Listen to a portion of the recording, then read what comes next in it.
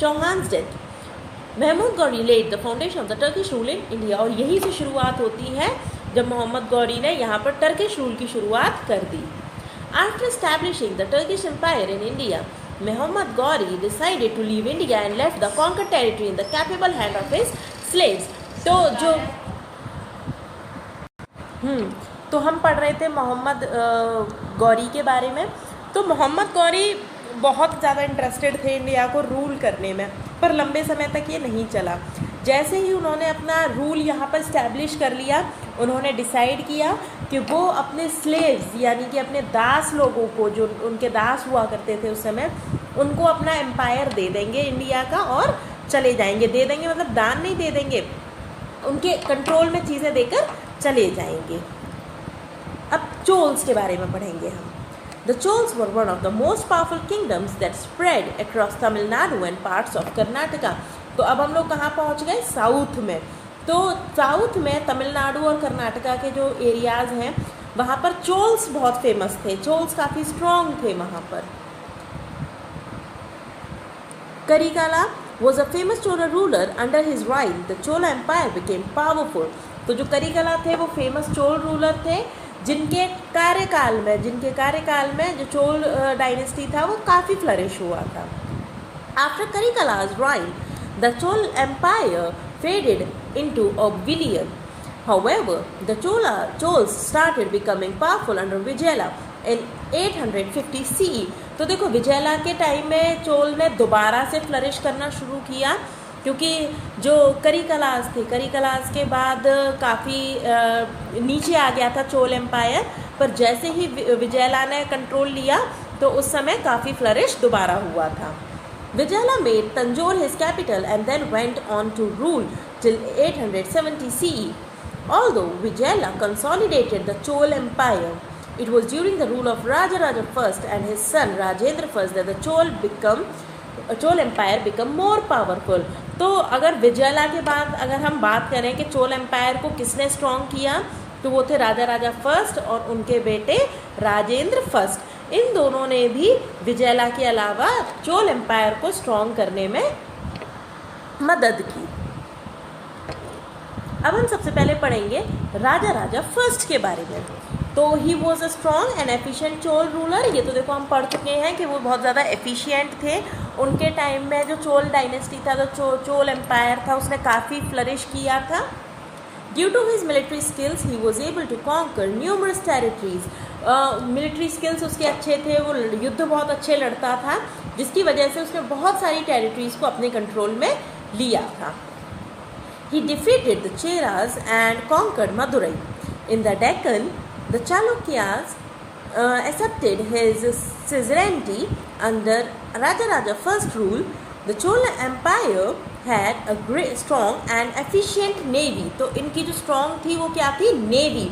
जिसकी वजह से देखो इन्होंने annex the northern region of Sri Lanka, जिसकी जो उनकी स्ट्रॉन्ग नेवी थी, इसकी वजह से इन्होंने श्रीलंका को भी अपने अंडर ले लिया था.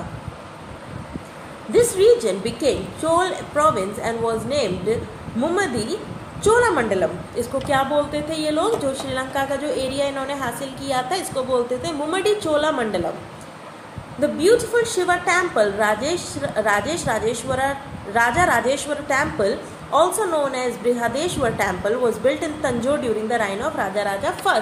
तो प्लीज़ इसको अंडरलाइन कर लीजिएगा कि बहुत सुंदर टेम्पल है ये शिव जी का, और ये राजा राजेश्वर टेम्पल बोला जाता है इसको, और इसको बृहदेश्वर टेम्पल भी बोला जाता है. और ये किसके टाइम में बना था? राजा फर्स्ट के टाइम में बना था. The walls of the temple are engraved with his accomplishments. Now, we will talk about his son, that is Rajendra I. ठीक है. Raja first was succeeded by his son Rajendra I. तो राजा first को किसने succeed किया? उनके बेटे Rajendra first ने. Through his military and administrative skills, Rajendra I led the Chol Empire to achieve a strong and formidable position.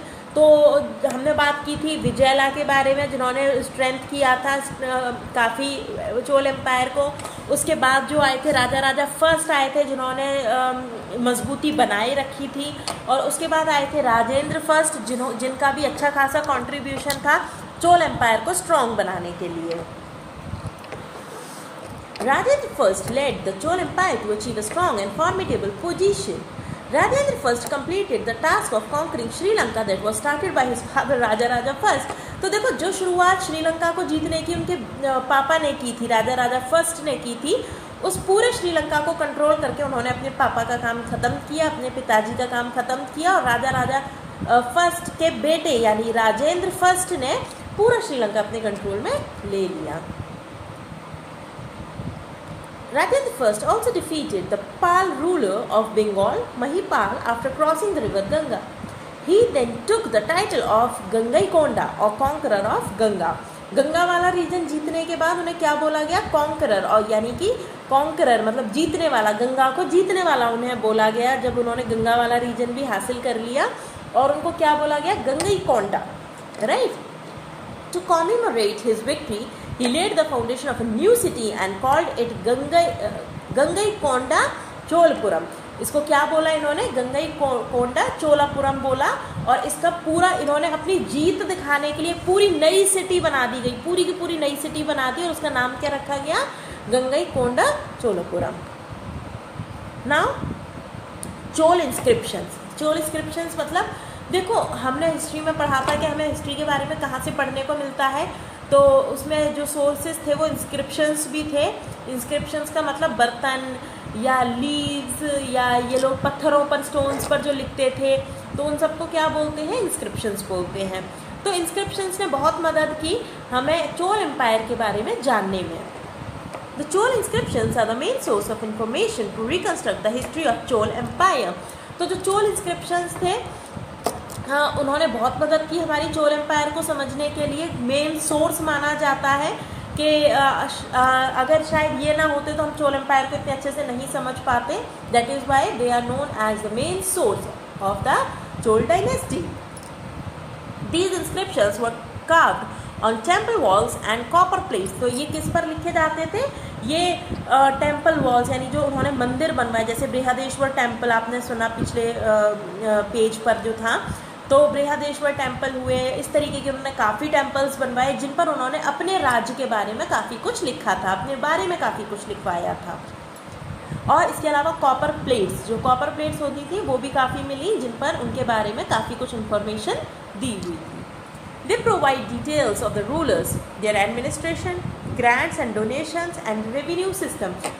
वो inscriptions पर क्या लिखा करते थे? वो इंस्क्रिप्शंस पर लिखा करते थे वो अपना एडमिनिस्ट्रेशन कैसे चलाते हैं, वो क्या डोनेट करते हैं, क्या ग्रांट्स आती हैं, है ना। अपने रेवेन्यू सिस्टम के बारे में भी वो उसमें अपडेट किया करते थे। The Chola inscriptions also mention the military achievements of the Chola rulers. इसके अलावा उनकी जो अचीवमेंट्स होती थी, उन्होंने कौन सा एरिया हासिल किया है, कौन सा एरिया जीता है, ये भी वो उन इंस्क्रिप्शंस में बताते थे। देखिए ये देखिए, एक आपको बृहदेश्वर टेम्पल की इस टाइप से आपको देखने को मिलेगा। देखिए ये देखिए, दिख रहा है आपको? ये बृहदेश्वर टेम्पल की वॉल्स के ऊपर इस टाइप से लिखा हुआ है, जिससे हम पता लगा सकते हैं कि ये किस राजा ने बनवाया, कितना पैसा इसमें लगा, किस टाइम पर बना। The inscriptions were usually in Sanskrit and started with praising the deity revered by the rulers. तो देखो इसकी जो इंस्क्रिप्शंस थे उनकी शुरुआत होती थी उन भगवान के बारे में जिस भगवान को उस समय के राजा माना करते थे, पूजा करते थे, राइट। तो जिस भगवान की वो पूजा किया करते थे उस राजा के बारे में, उस भगवान के बारे में बताने से शुरुआत हुआ करती थी उस राजा की। और ये जितने भी इंस्क्रिप्शंस हैं ये सब संस्कृत में हैं। It then went on to describe the ruler and his predecessors. तो ये किसके बारे में बताते थे? यानी उनके पिछले वंशज के बारे में बताते थे और उनके आगे आने वाले रूलर्स के बारे में भी इंफॉर्मेशन दिया करते थे। It also gave details of the rulers' achievement. Of course ये तो हम पढ़ चुके हैं कि इंस्क्रिप्शन पे जितने भी रूलर्स होते थे उनके अचीवमेंट्स भी वो लोग बताते थे। The inscriptions on the walls of the magnificent temples built by the Chol rulers also provide a lot of information on the Chols. इसके अलावा जो टेम्पल्स थे उनके रूलर्स के बारे में भी काफ़ी सारी इन्फॉर्मेशन हमें मिला करती थी। जितने भी वॉल्स के ऊपर इंस्क्रिप्शंस हैं उनमें हमें रूलर्स के बारे में भी जानकारी मिलती थी। The Brihadeshwar temple and the Gangaikonda Cholapuram show the architectural feat of the Chols. The Chols were also known for their bronze sculptures. ये bronze sculptures के लिए भी famous थे, यानी इनकी जो मूर्तियाँ थी वो bronze की बनी हुई थी और ये काफ़ी famous थी। Temples were considered important structures and life during the Chol period centered around them. The temples were a place of gathering and all religious, social and cultural functions were held in the temples. देखो उस समय temples बहुत ज़्यादा important हुआ करते थे।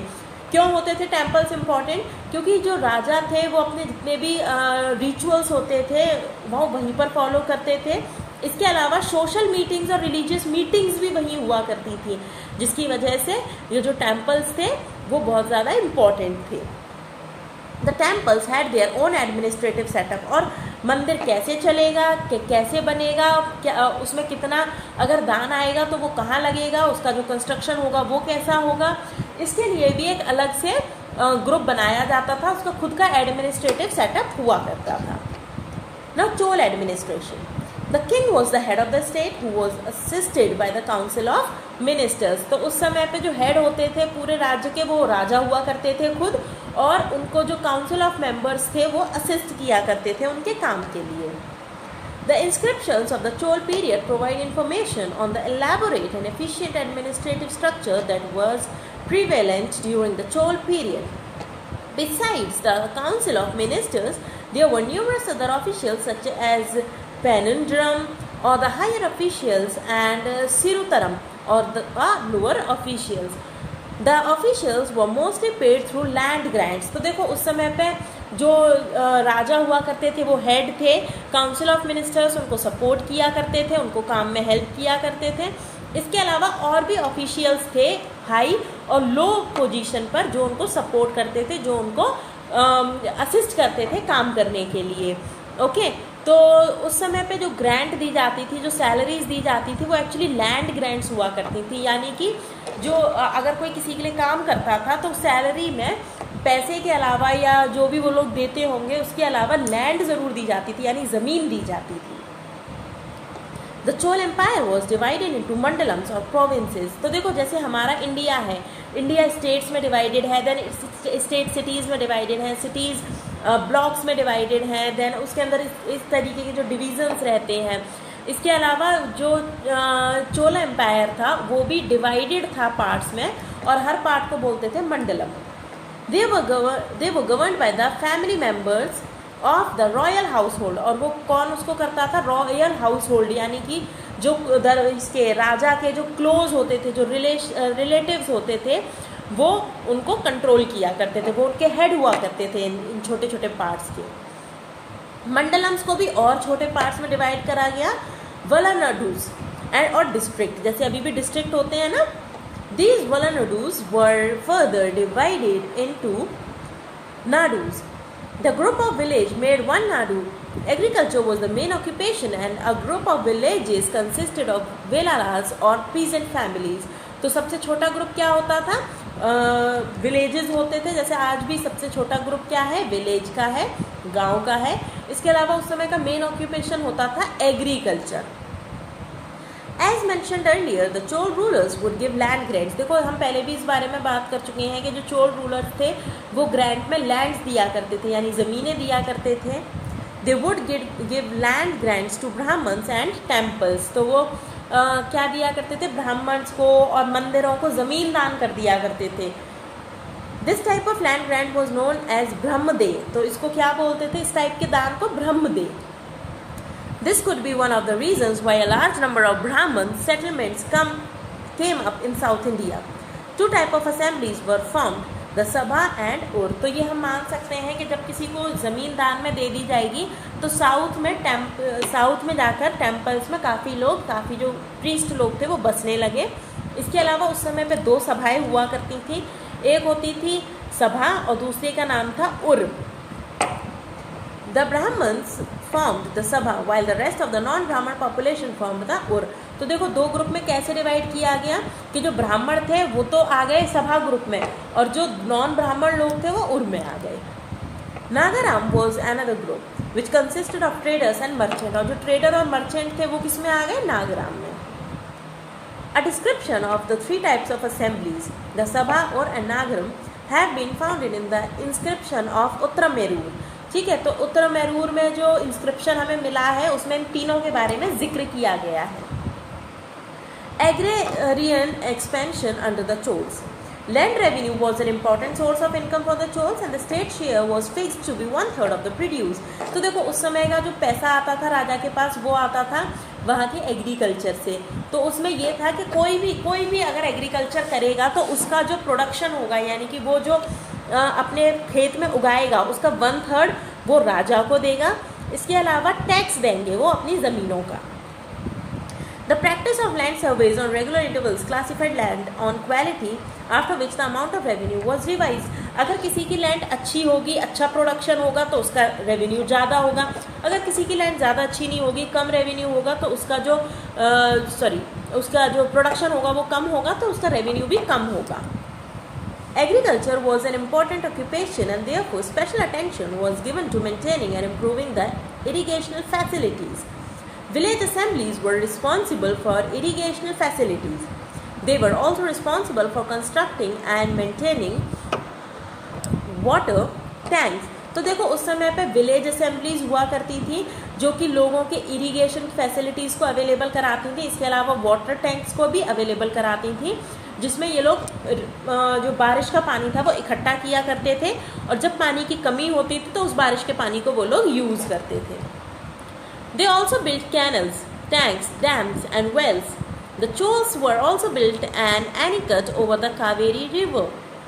The Chols ruled for a long time, after which they saw a gradual decline। तो काफ़ी लंबे समय तक उन्होंने राज किया, पर देखो हम ये हमेशा पढ़ते आए हैं कि जिसने राज किया है वो एक समय पर आने पर ख़त्म ज़रूर हुए हैं। तो इसी तरीके से चोल एम्पायर भी ख़त्म होने लगा था। The first blow came in 1217 CE when they were defeated by the Pandyas। तो सबसे पहले कब हुआ, जब ये जो पांड्यास थे इन्होंने इनको हरा दिया था। तो सबसे पहला झटका इन्हें कब लगा, जब पांड्यास ने इन्हें हरा दिया था। The Chol dynasty finally came to an end in 1279 CE। However, their legacy and grandeur are still visible from the architectural structures of their time। वो ख़त्म ज़रूर हो गए। चोल एम्पायर ऑफकोर्स काफ़ी ग्रैंड था, काफ़ी बड़ा एम्पायर था, काफ़ी पावरफुल रूलर्स थे उस एम्पायर के, ठीक है। पर एक टाइम ऐसा आया जब उन्हें ख़त्म होना था, पर आज भी उनका जो ग्रैंड था, जो उनका ग्रैंड्योर था, जो उनकी शान और शौकत थी वो उनके उस समय के टेम्पल्स में हमें देखने को मिलती है कि उनकी क्या शान और शौकत उस समय रही होगी, उनका एम्पायर कितना स्ट्रॉन्ग रहा होगा। ओके, तो देखिए इस चैप्टर में रिवीजन करते हैं हम। सबसे पहले तो इसमें हमने पढ़ा चोल एम्पायर के बारे में। तो चोल एम्पायर राजा फर्स्ट जो थे, जो विजयला के बाद आए, विजयला के बाद राजा फर्स्ट थे जो काफ़ी स्ट्रॉन्ग रूलर थे। इसके अलावा राजेंद्र फर्स्ट जिन्होंने श्रीलंका यानी कि पूरे श्रीलंका को कैप्चर किया था, जिसकी शुरुआत किसने की थी, राजा फर्स्ट ने की थी। देखो श्रीलंका की जीतने की शुरुआत राजा फर्स्ट ने की थी, पर पूरे श्रीलंका को जीता किसने था, उनके बेटे राजेंद्र फर्स्ट ने। और इन्हीं को बोला जाता था गंगईकोंडा चोलापुरम। ओके, इनको बोला नहीं, सॉरी, इनकी सिटी थी। इन्होंने अपनी जीत की खुशी में ये सिटी बनाई थी गंगईकोंडा चोलापुरम। ओके, तो इसमें हमने सब बारे में पढ़ा। इसके अलावा हमने महमूद ऑफ गजनी के बारे में पढ़ा जिसने 17 बार इंडिया पर हमला किया और यहाँ पर लूटपाट की, और उसके बाद वो गौरी को छोड़कर यहाँ पर गौरी आ गई, गौरी सीन में आए, जिसने पृथ्वीराज चौहान से बैटल ऑफ तराइन के युद्ध किए, जिसमें दूसरे बैटल में पृथ्वीराज चौहान की मृत्यु हो गई। अब आप लोगों का होमवर्क है कि आप इन की टर्म्स को अपनी नोटबुक में करेंगे। इसके अलावा ये जो माइंड मैप है इसको भी आप अपनी नोटबुक में ड्रॉ करेंगे।